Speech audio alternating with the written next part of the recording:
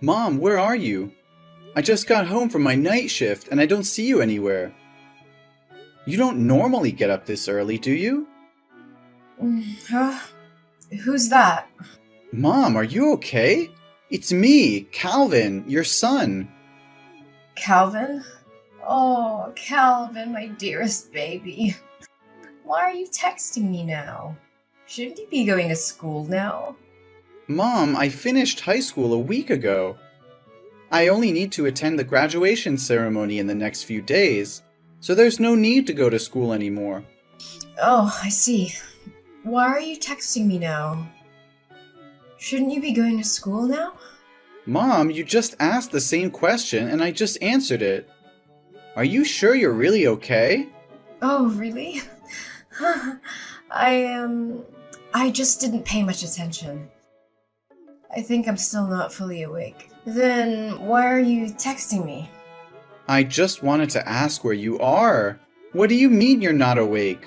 Are you hanging out with some friends you made recently and getting drunk again?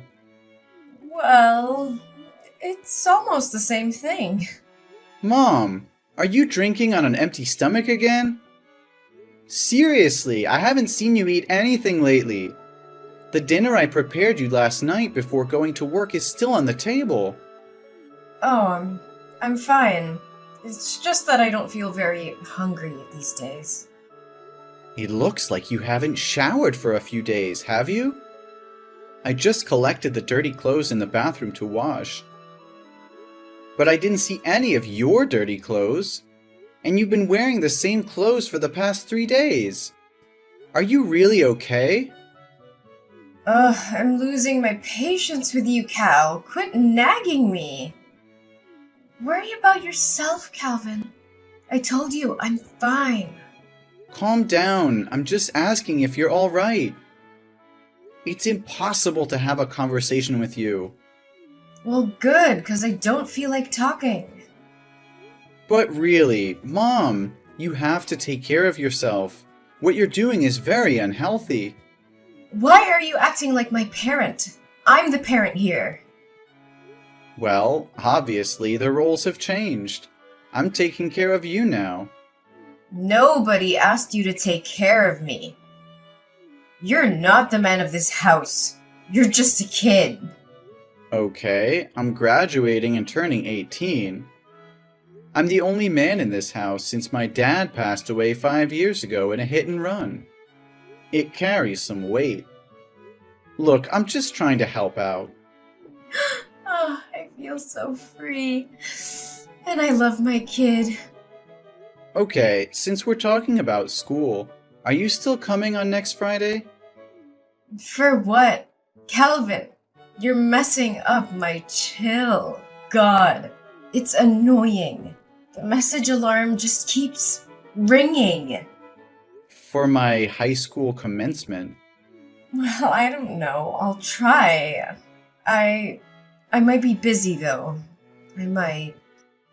It's the ceremony for my high school graduation. I have to give my valedictorian speech because I'm the honor student receiving a scholarship from a top university. Ugh, Calvin, seriously, it's not a big deal. What's the problem? This is a big deal! Mom, what's wrong with you? You were just excitedly talking about, oh, my baby's graduating 1 week ago. Now it's not a big deal with you anymore? Okay. Whatever you want. We'll talk about this after you get home. By the way, I just got my salary from my part-time job today. So I've saved up enough money to pay my tuition fees for the first year and still have some left over.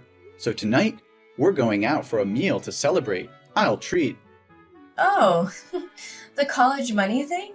I was gonna talk to you about that too. Oh, you don't have to worry. I've already saved enough money. Next year, I'll continue working part-time to earn more money for the next year's tuition. You don't need to worry about that.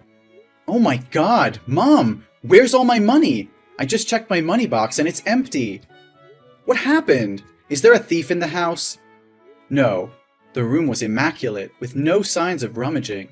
It's like the person who took the money knew exactly where I hid it and went straight for it. Mom, it was you, right? What? How could you suspect me? Why not one of your friends or somebody else? Come on, Mom. I haven't told anyone about saving this money except you. I've never brought friends home, so how would they know where I hid the money? The digital password on the money box shows no signs of tampering, and the password is a special sequence of numbers between you and me. Only the two of us know it. Fine, it was me, but you shouldn't doubt your own mother, Cal. What? Did you spend my money without even consulting me? Do you realize that's the money I've been saving for 3 long years? I had to work 2 or 3 part-time jobs during the holidays and even take on night shifts. Even during the school term, I worked as a babysitter or gardener for the neighbors just to save every penny. I know our family's financial situation isn't good, so I worked tirelessly to save that money for college without burdening you. But now, why did you take all that money? Oh, baby, I know how hard you've worked. But you see, I just got laid off by my company and I'm unemployed now. Yesterday, one of my friends introduced me to a highly lucrative job opportunity. But since I didn't have any money saved, I borrowed from you temporarily to invest. What? You took all of my hard-earned $8,000 to invest in a job based on a promise from a friend you've only known for a few days? How could you do that? What is that job? How can you be so sure it will be profitable? Are you sure they're not trying to deceive you? Oh, don't you worry. I've been through this job before. You can trust me. Within just 1 month, the money I borrowed from you will be returned and multiplied many times over. It'll be more than enough to cover your tuition fees for all 4 years of university. We won't have to worry about finances anymore. What? How can any job generate that much money in such a short time? Are you absolutely certain they didn't mention those figures just to deceive you? Don't worry. I swear on everything I hold dear, this job will transform our lives. But right now I have to go and secure the merchandise. We'll talk about it later. Mom, slow down. We need to think this through before jumping in. This is our last remaining savings. Mom, please answer me. Don't make impulsive decisions that could ruin us.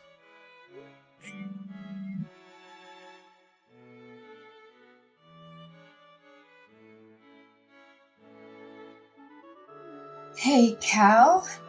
Have you delivered all the packs I asked for? My customers are placing more orders, so I need to go and import more goods to sell.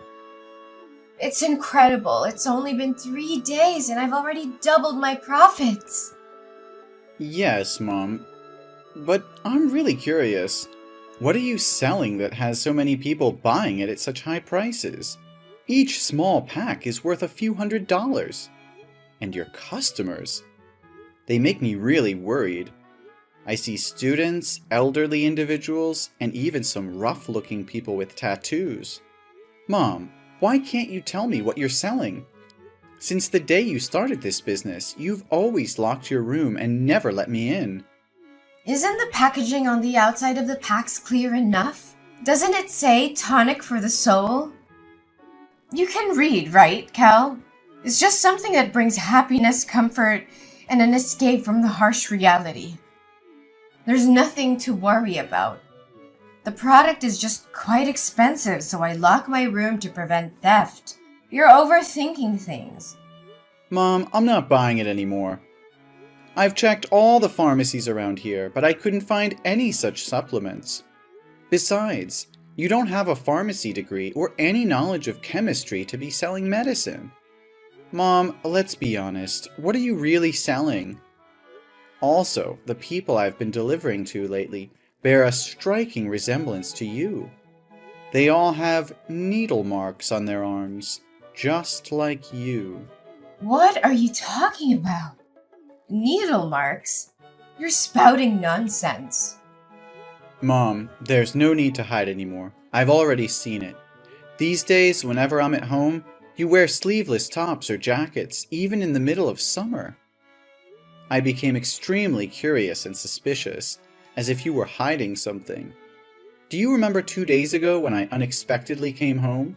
You took off your jacket, but when you noticed me, your immediate reaction was to cover your biceps. But I saw it, Mom. I even found a needle stained with blood in the trash bin. You're being overly sensitive. Those marks on my hands are simply mosquito bites. Needles? Syringes? They certainly aren't mine. Some scoundrel must have thrown it in our garbage bag. Mom, are you kidding me? So now you expect me to believe that someone broke into our house just to throw a used needle in the trash? What kind of excuse is that? It's more absurd than anything I've ever heard. Ugh! Sometimes I wish you weren't so intelligent, Cal. Fine. I know that what I'm about to say will change the way you look at me for the rest of your life. You'll judge me, criticize me, and stigmatize me. I'm sure of it. Mom, what's going on? Why does it sound so serious? I promise no matter what it is, I'll always love you and stand by your side.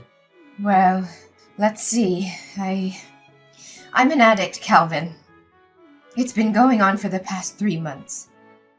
Those times I said I was looking out for a job, there were actually moments when I was buying drugs and getting high on a street corner before returning home. And those times I said I was out drinking with new friends, they were the people selling me drugs. And I was high until you texted me.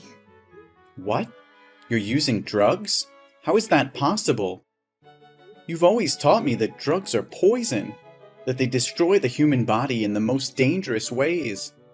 You warned me never to listen to friends or anyone who suggested trying them, not even once. You said addicts are selfish, self-centered, useless, and beyond help. How can you be like this now? It must be because of those bad friends you've made recently. Give me their addresses, and I'll make them pay. No, Calvin. It's not their fault, it's me. I couldn't control myself, and I relapsed. All those terrible words I used before, they were the words I had for myself. I wanted to change, to be a good mother, but in the end, I fell back into that sinful path. What? A relapse? But have you ever used drugs before? Why haven't I noticed any signs all these years? Yes, Calvin. That's right. It's a secret I wanted to take to the grave so you wouldn't have to know. The truth is, I've been battling addiction since I was 14 years old. When your grandparents divorced when I was young, no matter where I lived, they were often away on business trips. That left me with a lot of freedom and the pocket money they gave me. It was a recipe for disaster. I made a friend, someone I thought was amazing, and we had a lot of fun together. But one day when I went to her house, I met her mother. She was an addict, and she offered me my first OxyContin. She simply said, "You should try it." And what happened? Please tell me you refused. I wish I did, honey. But I was curious at the time, so I took a pill. The thought that crossed my mind was, I want to feel like this for the rest of my life. It was the perfect escape for me. And from that moment on, I spiraled into addiction, using all the money my parents gave me to buy drugs every day. But then they found out I was high in my room, so they cut off my funds. But the grip of addiction was unbearable, so I became a drug dealer for my friend's mother in exchange for my own supply. For 6 years since I first tasted the allure of drugs, I tried various stimulants, from heroin to synthetic substances, and during that time, I mistakenly believed I was living in heaven. But you said you'd recovered from addiction. What happened, Mom? That's true. Something heartbreaking happened that jolted me awake from my complacency. My best friend died of an overdose right before my eyes, and I was too high at the time to help her.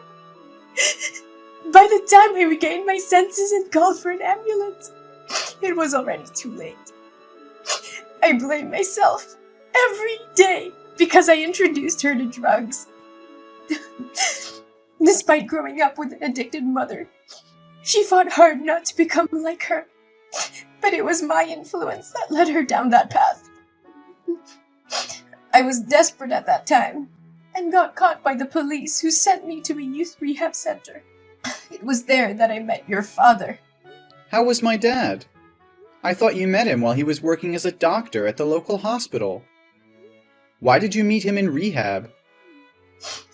Your father was actually an intern at the rehab facility that year. Unlike others, he didn't treat addicts like me as scum. He was compassionate and supportive throughout my recovery journey. We grew close, and he became my beacon of hope. Since then, I have stayed away from drugs. So why, after almost 18 years of being clean, did you fall back into addiction? After your father passed away, I fell into a deep depression. Feeling unloved and contemplating suicide. The thought of leaving you alone in this world held me back. The pressure of making money and the constant feeling of failure, as I couldn't achieve financial success, left me exhausted. Finally, being fired from my job was the last straw, and I completely fell apart. Why didn't you tell me all of this earlier? I foolishly believed that everything was fine. Don't blame yourself, honey. It's not your fault. It's my own incompetence. I was so consumed by grief that I went to a bar to drown my sorrows, and there I happened to encounter the mother of my late best friend. She approached me, and I, being foolish, disclosed my situation to her. She manipulated me once again into selling drugs in this area. Initially, I hesitated, but she both seduced and threatened me. She said if I didn't become a drug dealer again, she would come to you and expose all my embarrassing past. And the allure of making a lot of money convinced me to give in to her offer. What?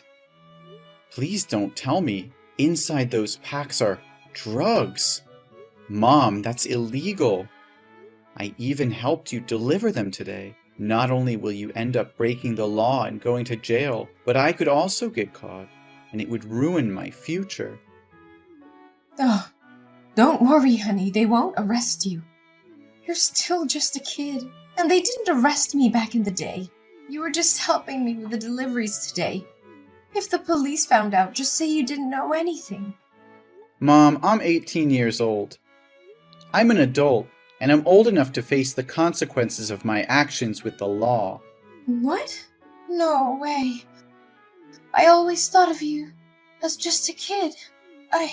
What should I do? I've not only shattered my image as a good mother, but I've also jeopardized your future. I never wanted this for us, Calvin. I never wanted to be an addict, but I couldn't escape its clutches. I'm so sorry for failing you, for failing as a mother.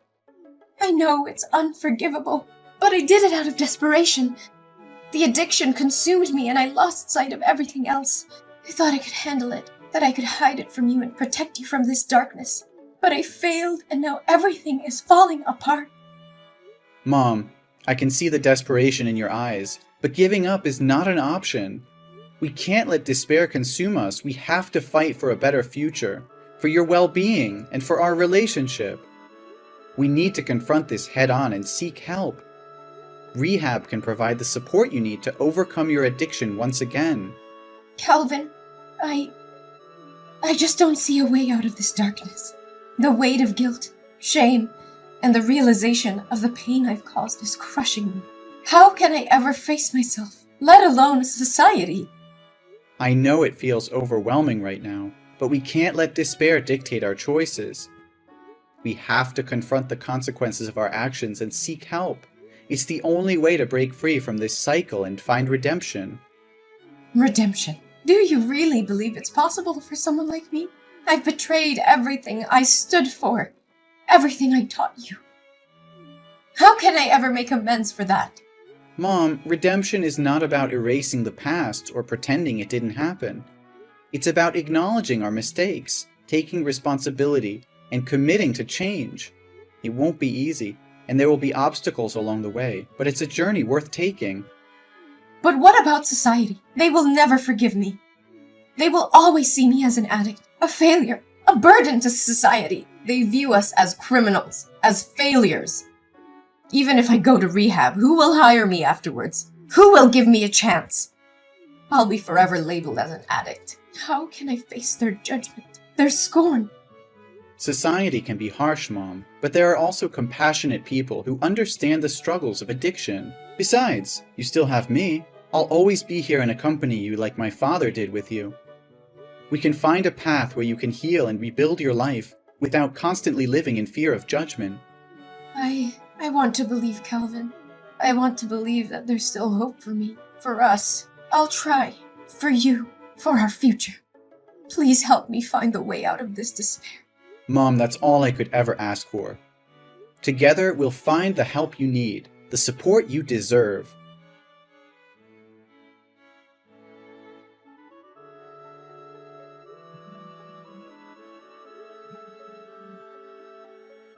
Mom, where are you? Mom? The hospital just called me and said you ran away. Where did you go? You just escaped death. Calvin, I'm sorry. I'm really sorry. I couldn't contain myself. I never wanted this, Calvin. I never wanted to go down this path again. But the pain, the emptiness inside me grew so intense that I found myself drowning in desperation. I thought I could handle it, that I could find an escape. And then the devil's whispers echoed in my ears, tempting me with false promises of relief. Why don't you just let me die of an overdose? Why are you trying to save my life? And now I have to live in humiliation. I don't dare see you again. Mom, please don't say that. Don't give up on yourself. I can't bear the thought of losing you. I'm scared, Mom. Scared of what might happen if I can't find you in time. You have no idea how scared I was yesterday morning. I was getting ready to go to school for the graduation ceremony when I heard a loud noise coming from your room. I felt so nervous, so I opened the door to check. The scene I witnessed still haunts me. You were lying on the ground with a needle in your lap, covered in vomit and foaming at the mouth. Your whole body was twitching, and it seemed like you'd passed out. I was terrified and immediately called 911. If I had left even a little bit earlier that day... Calvin, I'm so sorry for putting you through all this pain. I never wanted to hurt you. The depths of my despair consumed me, clouding my judgment and blinding me to the love and support you've given me. Mom, you're not alone in this.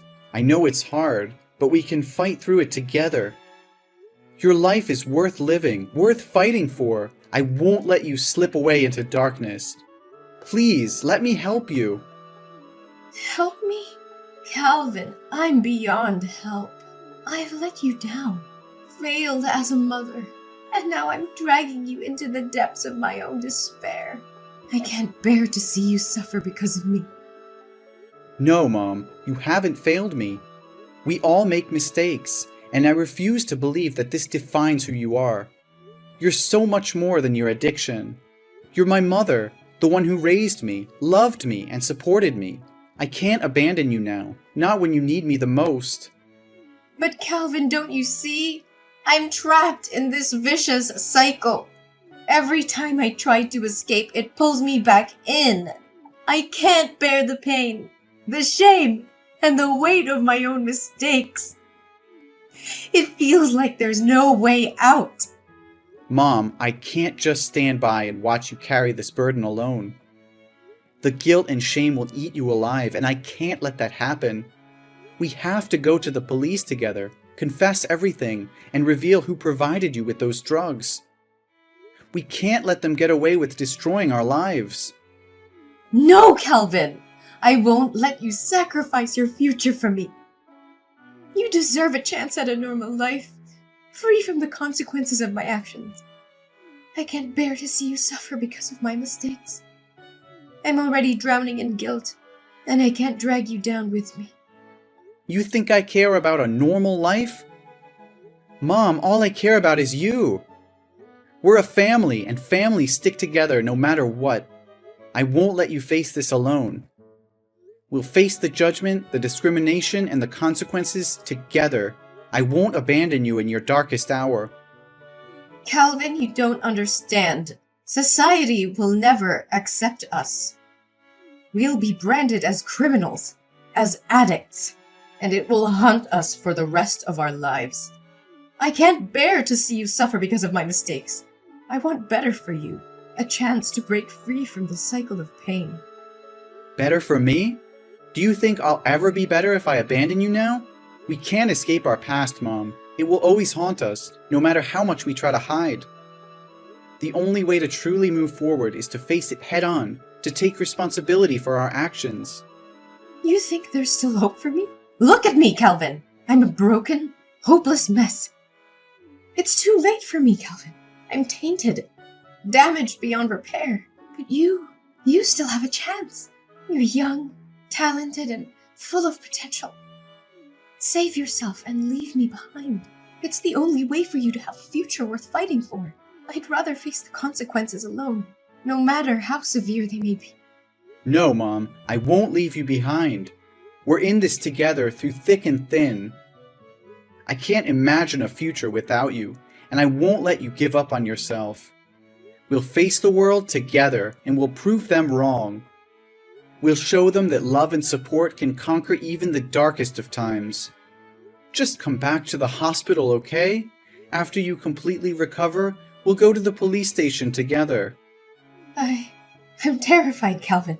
Terrified of the unknown, of what lies ahead of us. But seeing the determination in your eyes, the unwavering love you have for me, gives me a glimmer of hope. Maybe, just maybe, we can find a way to rebuild our shattered lives together. Let's face this storm, hand in hand, and never let go.